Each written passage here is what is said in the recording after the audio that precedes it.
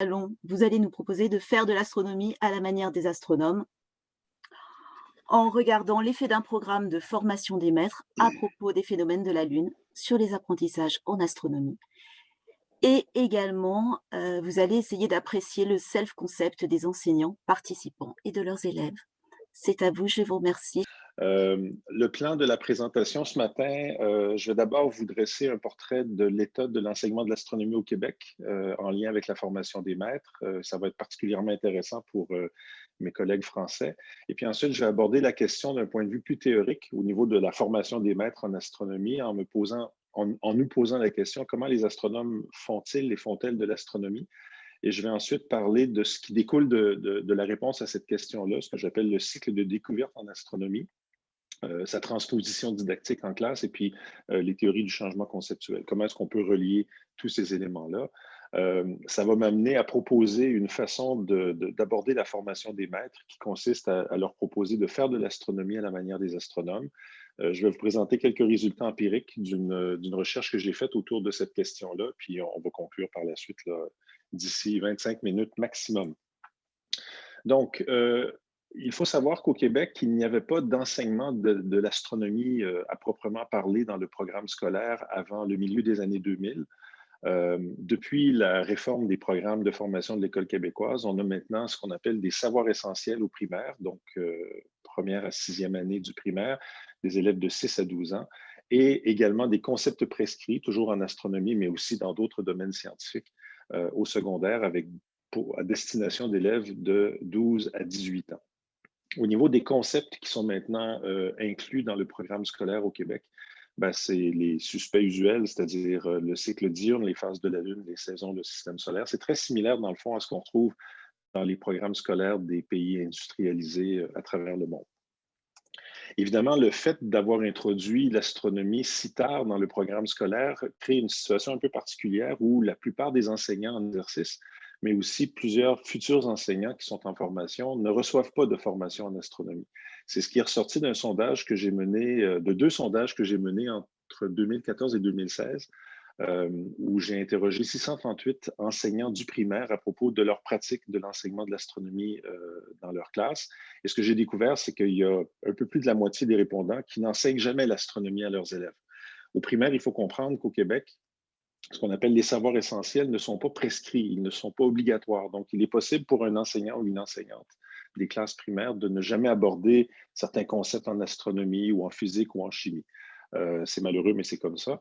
Pour ceux et celles qui enseignent effectivement l'astronomie à leurs élèves, la moyenne, d'après les résultats du sondage, c'est d'environ 10 heures par année, ce qui est peu, mais qui est en même temps pas mal quand on sait que pour la grande majorité des enseignants, la moyenne des heures de sciences en classe par semaine est à peu près 1 heure.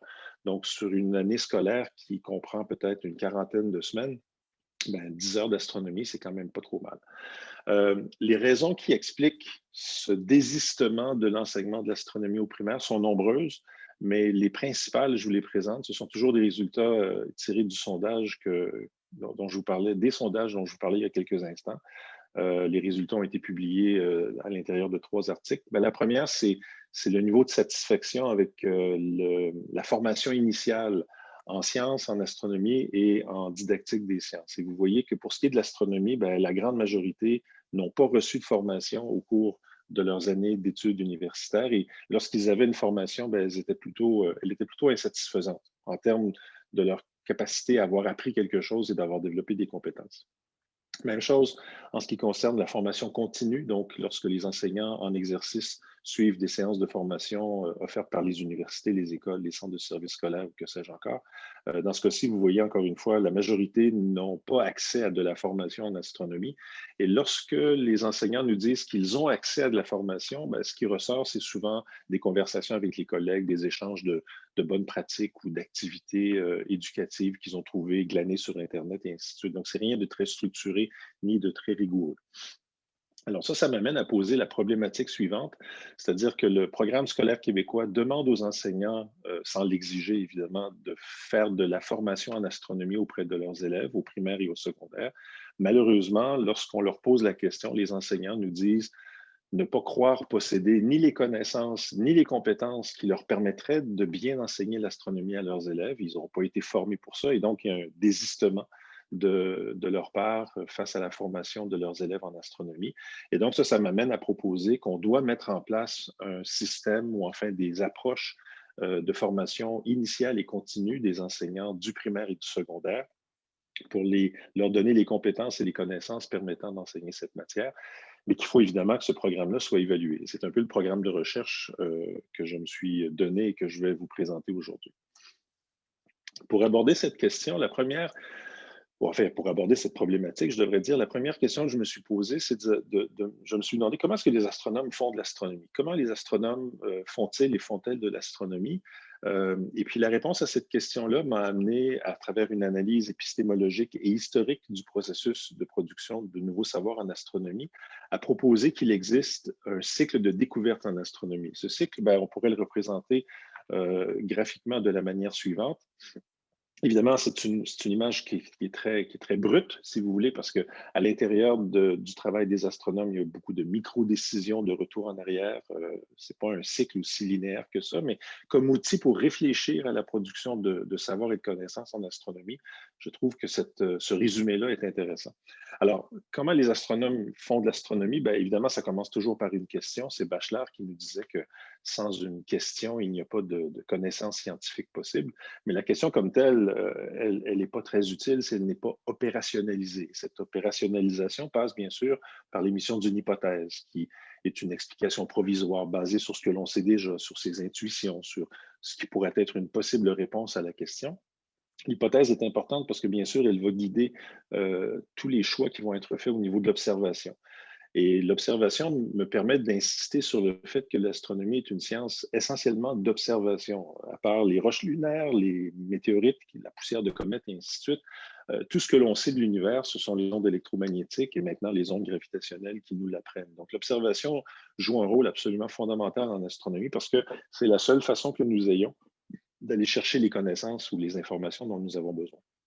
Évidemment, de la somme du foisonnement d'observations, il faut extraire une synthèse parce que les observations brutes ne sont pas très utiles et c'est lorsqu'on a découvert des systématicités, des invariants, des corrélations à l'intérieur des données d'observation qu'on peut vraiment commencer à faire l'analyse qui va éventuellement nous mener à la modélisation. Et la modélisation, on va en reparler cet après-midi lors de la plénière sur ces questions-là. En astronomie, la modélisation, elle est absolument fondamentale et elle joue un rôle double. Dans un premier temps, la modélisation sert bien sûr à reproduire les observations. C'est son rôle premier, si vous voulez. Mais la modélisation en astronomie a aussi le rôle d'un banc d'essai qui permet de fixer des variables, de voir quel effet certaines variables ont sur l'ensemble du système. Puisqu'on ne peut pas manipuler les objets d'étude, planète, étoile ou galaxie, ben, c'est le modèle qu'on va manipuler pour essayer de comprendre le fonctionnement de ces objets célestes. Une fois que le modèle a été validé, bien évidemment, on va le communiquer et ça, c'est le processus de diffusion des connaissances qui est important pour les astronomes et qui est aussi très important pour les élèves. Et je vais en reparler dans quelques instants, l'importance de verbaliser sa compréhension du modèle pour bien l'ancrer dans son réseau conceptuel. Et la communication va servir également à aviser les collègues qu'il existe peut-être des prédictions ou des applications qui pourraient être vérifiées par d'autres observations. Et ça mène à une nouvelle question de recherche qui mène à une nouvelle hypothèse, et ainsi de suite. Donc, c'est pour ça que je parle d'un cycle de découverte en astronomie. Et lorsqu'on regarde dans l'histoire de l'astronomie, que ce soit la révolution copernicienne, la création du diagramme HR, encore plus récemment, la découverte des planètes extrasolaires avec le télescope spatial Kepler, on est capable de coller des étapes de ces processus de découverte au cycle de découverte que je viens de vous présenter. Donc, à la lumière de cette réalisation-là, que les astronomes travaillent d'une façon particulière, qui est propre aux caractéristiques épistémologiques de cette discipline, la question suivante que je me suis posée, c'est comment est-ce qu'on peut transposer ce cycle de découverte en astronomie dans la salle de classe, donc en faire une transposition didactique qui permet de favoriser le changement conceptuel, donc amener les élèves à remettre en question leurs idées premières et les amener vers les concepts scientifiques qu'on essaie de leur enseigner. Alors, c'est un tableau qui est un peu dense et je m'en excuse, mais brièvement, Si on regarde chacune des étapes du cycle de découverte, on est capable de faire un lien avec un processus de transposition didactique en classe et de montrer comment est-ce que ça peut favoriser le changement conceptuel. La question, par exemple, permet de favoriser la dévolution du problème vers les élèves. Et ça permet aussi aux élèves de reconnaître qu'il y a effectivement un problème à résoudre, que cette question-là vaut la peine qu'on s'y penche et qu'on s'y intéresse. L'étape de l'hypothèse est importante parce qu'elle permet aux élèves d'expliciter leurs conceptions, qui sont souvent du domaine de l'inconscient, qui est aussi une étape très importante dans le processus du changement conceptuel. Les observations sont importantes parce que les élèves ne peuvent pas être pris, on ne peut pas prendre pour acquis que les élèves sont conscients au départ de l'ensemble du phénomène. Prenons les phases de la Lune, par exemple. À moins d'avoir observé de manière systématique les phases de la Lune, peu d'élèves sont conscients du caractère cyclique des phases de la Lune. Du point de vue du changement conceptuel, si on prend le modèle de Posner et ses collègues, qui est un modèle qui date, mais qui fait encore ses preuves, bien là, on est dans le domaine de l'insatisfaction, d'un début aussi d'intelligibilité du phénomène, puisque les élèves apprennent à reconnaître les différents cycles qui s'y cachent. Au niveau de l'analyse et de la synthèse, c'est un peu la même chose. Donc, on cherche des régularités qui nous amènent à une meilleure intelligibilité du phénomène. Rapidement, encore une fois, au niveau de la modélisation dans ce contexte-ci est absolument cruciale parce que la modélisation est un moteur très important de l'évolution des conceptions. C'est peut-être un thème sur lequel je reviendrai plus tard cet après-midi. Au niveau de la communication, ben là, on est dans Vygotsky, hein, l'importance du langage pour l'appropriation des concepts scientifiques, de l'acculturation à l'intérieur de la culture scientifique et technologique. Et lorsqu'on arrive au niveau des applications, ben, on est dans la décontextualisation et la recontextualisation des savoirs. Donc, un savoir qui a été appris dans un contexte particulier va montrer son caractère fructueux lorsqu'il est appliqué dans d'autres contextes et qu'il permet aussi une intelligibilité de phénomènes qui sont liés mais qu'on ne soupçonnait pas. Dans le cas des phases de la Lune, c'est par exemple la capacité à comprendre que si on est sur la Lune et qu'on regarde vers la Terre, on va voir des phases également. Le phénomène des phases de Vénus et de Mercure et ainsi de suite. Donc, voilà rapidement la façon dont ce cycle de découverte en astronomie peut être transposé dans un contexte de classe.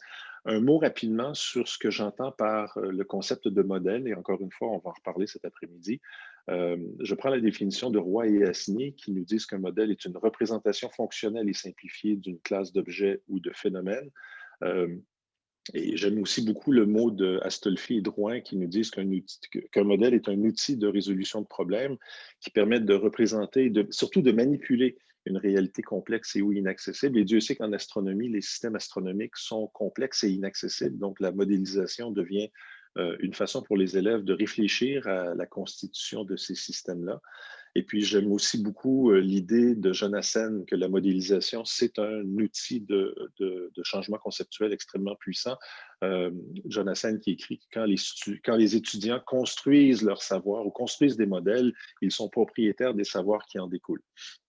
Je rappelle également, pour parler de l'importance des modèles, qu'en astronomie, le modèle, c'est le seul élément que l'on peut manipuler pour contrôler des variables, tester une hypothèse, faire des prédictions, et aussi un élément dont j'ai peu parlé, mais les modèles en astronomie, surtout les modèles concrets que les jeunes utilisent en classe, ce sont des outils extrêmement puissants pour favoriser chez eux le développement de cette habilité spatiale qu'on appelle le changement de perspective, donc la capacité de s'imaginer un système astronomique depuis plusieurs points de vue. Le point de vue géocentrique, bien sûr, mais aussi ce que j'appelle le point de vue allocentrique, le point de vue de l'espace. Et le fait de réconcilier ces deux points de vue-là est une puissante méthode pour les élèves pour bien comprendre le mécanisme derrière plusieurs phénomènes astronomiques. Alors, à travers toute cette description, ben, j'en arrive maintenant à la proposition concrète de la formation des maîtres que je vais vous décrire, donc faire de l'astronomie à la manière des astronomes à l'intérieur d'une salle de classe.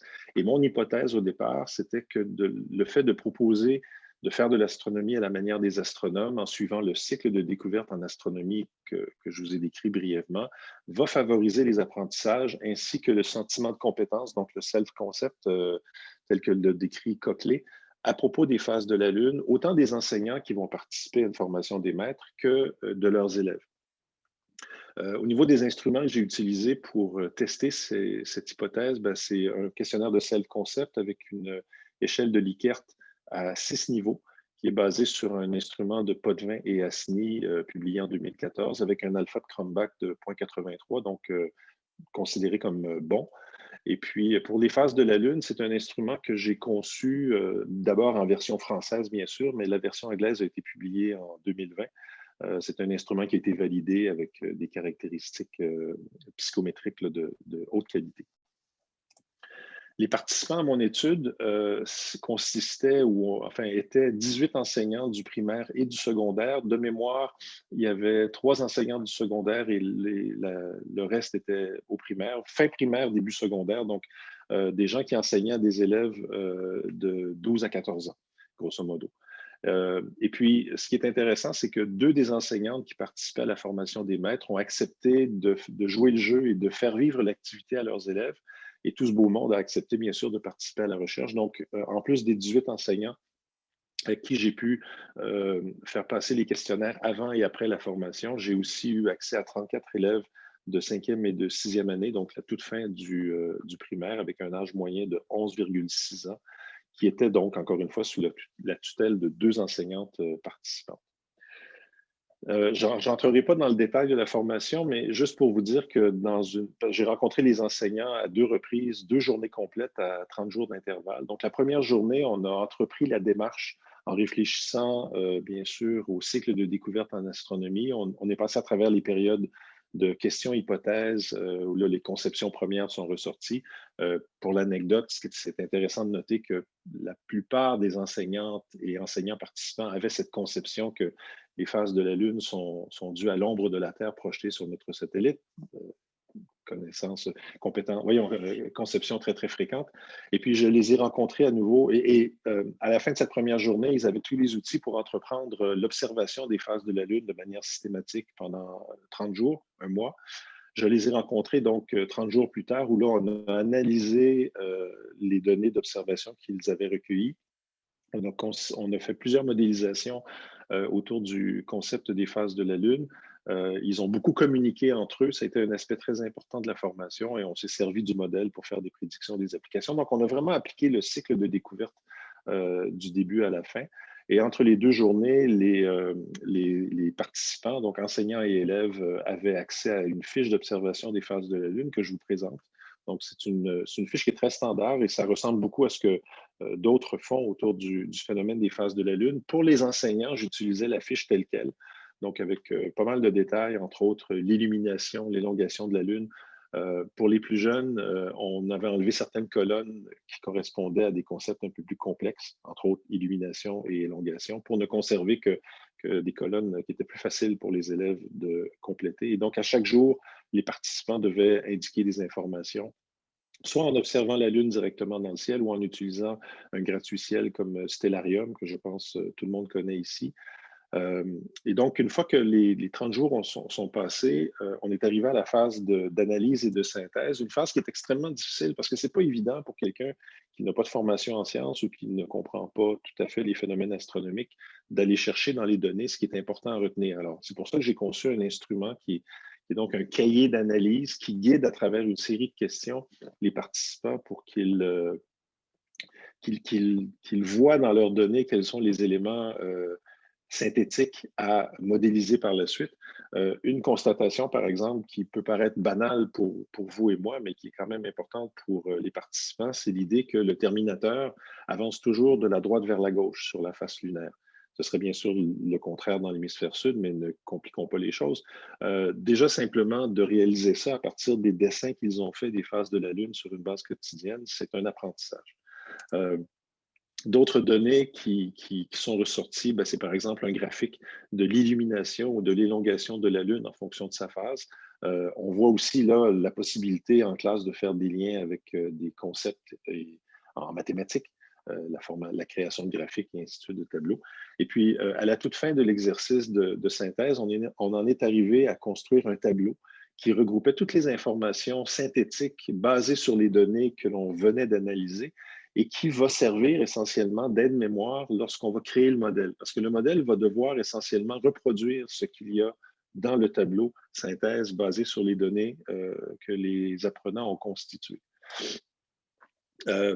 La phase suivante, bien sûr, c'est la modélisation. Et là, ben, vous reconnaissez l'approche classique d'une salle sombre sans fenêtre avec une source de lumière qui peut être soit une lampe de poche ou une ampoule nue. Et là, ben, on a fait plusieurs modèles. On a fait le modèle classique de la boule de styromousse sur un bâton de bambou. On a aussi utilisé des cerceaux. Je ne sais pas si vous connaissez le concept du hula hoop qu'on fait tourner autour de sa taille. Moi, je n'essaierai pas ça parce que je vais me faire un tour de rein, mais peu importe.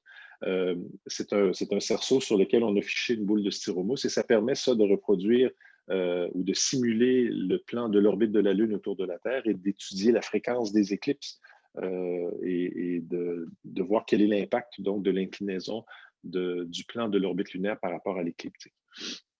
Donc, on s'est amusé beaucoup et ce qui est important, c'est que les apprenants, autant les enseignants que les élèves, ont beaucoup communiqué leur modèle. Donc, ils se le présentaient les uns les autres, ils le critiquaient de telle manière à ce qu'à travers le langage, à travers les échanges, leur compréhension du mécanisme des phases de la Lune se consolidait, se cristallisait. Et donc, c'est comme ça qu'on est passé à travers la deuxième journée de formation. J'en suis rendu à vous présenter les résultats empiriques donc, de cette recherche. Comme je vous ai dit, il y avait 18 enseignants de la fin du primaire et du début du secondaire qui participaient à mon étude et qui ont tous accepté gentiment de répondre au questionnaire pré- et post-intervention. La distribution n'était malheureusement pas normale, donc j'ai utilisé un test non paramétrique, le test des Rampéré de Wilcoxon.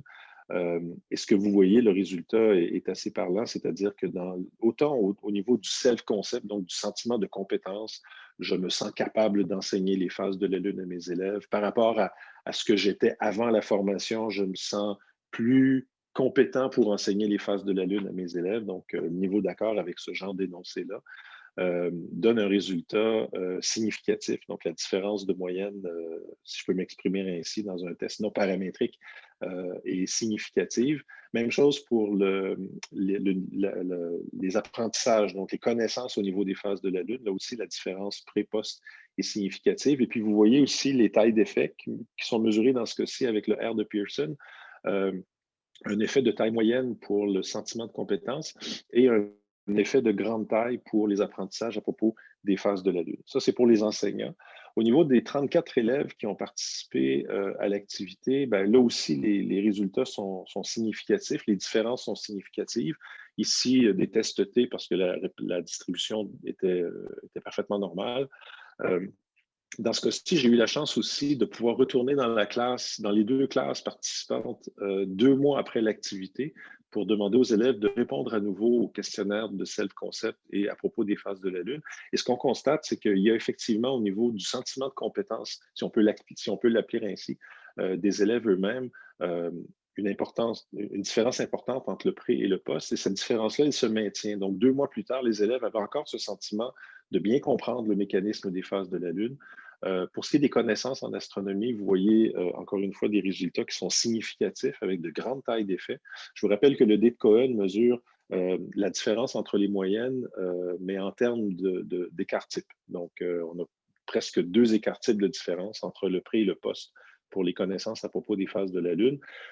Le niveau de connaissance diminue légèrement après 2 mois, ce qui est normal parce que les élèves ne vont pas nécessairement réutiliser ces connaissances-là. Et vous savez qu'une connaissance qui n'est pas utilisée, elle se délite rapidement. Donc, dans ce cas-ci, il y a eu une légère baisse au niveau des connaissances, mais quand même, les différences pré et post demeurent significatives et très importantes. Alors, j'en arrive à la conclusion parce que mon temps est presque écoulé. Donc, il semble que, d'après les résultats que je vous ai présentés, que faire de l'astronomie à la manière des astronomes, ça favorise les apprentissages et le sentiment de compétence autant des enseignants que des élèves vis-à-vis, bien sûr, l'apprentissage des phases de la Lune. Et là, bien évidemment, moi, ce qui m'intéresse, c'est de tester cette approche-là pour, par exemple, étudier d'autres concepts comme le cycle diurne, comme les saisons, comme les mouvements planétaires, et ainsi de suite. Donc, proposer d'étudier ces concepts-là en faisant de l'astronomie à la manière des astronomes. Et j'en profite pour peut-être lancer l'idée qu'une étude comparative entre des élèves français et des élèves québécois pourrait être quelque chose de très intéressant à mettre en place. Et puis, ça pourrait mener à des résultats de recherche qui pourraient faire l'objet de publications éventuelles. Donc, je vais cesser le partage de mon écran en vous remerciant infiniment de votre attention. Je ne sais pas si on a le temps de prendre des questions maintenant ou ce sera plus tard, mais bref, je demeure avec vous pour la matinée.